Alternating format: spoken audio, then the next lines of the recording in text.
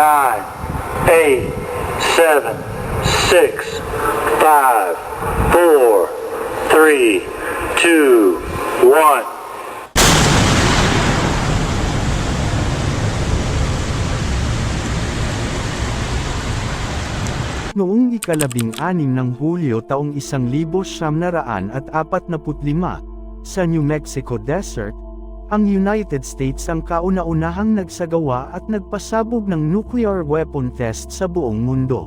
Makalipas ang 3 linggo, ang mga taga-bomba ng US ay nagsagawa ng mga sorpresang pag-atake gamit ang atomic bomb sa mga lungsod ng Hiroshima at Nagasaki. Noong alas 8:15 ng umaga noong ika-6 ng Agosto, ginamit ang uranium-based atomic bomb na Little Boy sa Hiroshima, tahanan ng humigit kumulang 320,000 katao. Ang pagsabog ay tinatalang kasing lakas ng 15 kilotoneladang TNT. Sa ilang minuto, humigit kumulang kalahati ng lungsod ang nawala. Ang pagsabog ay lumikha ng supersonic shockwave na sinundan ng matinding hangin na nanatili sa lakas ng buhawi na nasa 3 kilometro mula ground zero. Ang pangalawa at kasing lakas ng nauna ay ang nakapipinsalang reversed wind, inubos at lubhang sinira nito ang mga tahanan at infrastruktura na ilang kilometro ang layo. Ang grabing init ng Hiroshima bomb ay umabot sa ilang milyong degrees Celsius at nakasunog ng laman ng tao at iba pang flammable materials na 3 kilometro ang layo. Ang mga flash burn mula sa pangunahing heatwave ang sanhi ng karamihan sa mga pagkamatay sa Hiroshima. Pagkalipas ng 3 araw, bumili ang mga pinuno ng US ng Fat Man, isang plutonium-based na bombang may explosive yield na 21 kilotonelada, na ibinagsak sa Nagasaki, na tahanan ng mahigit 260,000 katao. Ang pag-atake ay naganap 2 araw na mas maaga kaysa sa pinlano, na kahit na ang mga pinuno ng Hapon ay napaisip ng sumuko. Sinalanta ng matinding firestorm ang bawat lungsod ng ilang oras pagkatapos ng bawat pag-atake.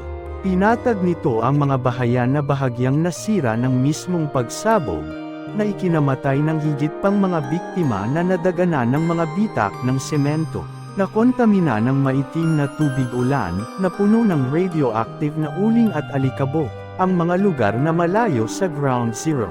Sa pagtatapos ng 1945, tinatayang nasa 74,000 ang namatay sa Nagasaki habang 140,000 naman sa Hiroshima dahil sa pagsabog, init, at radiation ng mga nuclear attacks. Karamihan sa mga nakaligtas sa nuclear attacks ay namatay rin kalaunan mula sa mga sakit na dulot ng radiation sa mga sumunod na taon.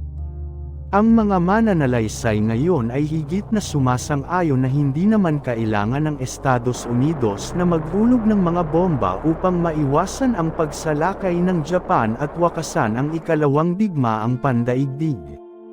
Bagamat alam ang mga alternatibo, pinahintulutan ni Pangulong Harry Truman ang paggamit ng bomba na siyang bahagi ng pagsusulong ng post-war geostrategic aims ng gobyerno ng US. Ang mga nakaligtas sa nuclear attack, na kilala bilang mga Hibakusha, kabilang ang kanilang angkan, ay bumuo ng nucleus ng Japanese at global nuclear disarmament movements.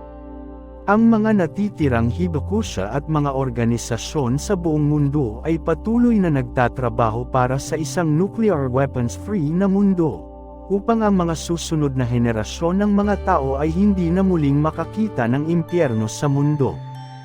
Sa ngayon, 9 na estado pa rin ang nagtataglay ng higit sa 13,000 sandatang nuclear. Ang panganib ng digmaang nuclear ay nasa atin pa rin. Upang mabawasan ang panganib na ito, dapat nating pigilin at baligtarin ang karera ng mga armas at sa huli ay tuluyang alisin ang mga sandatang nuclear.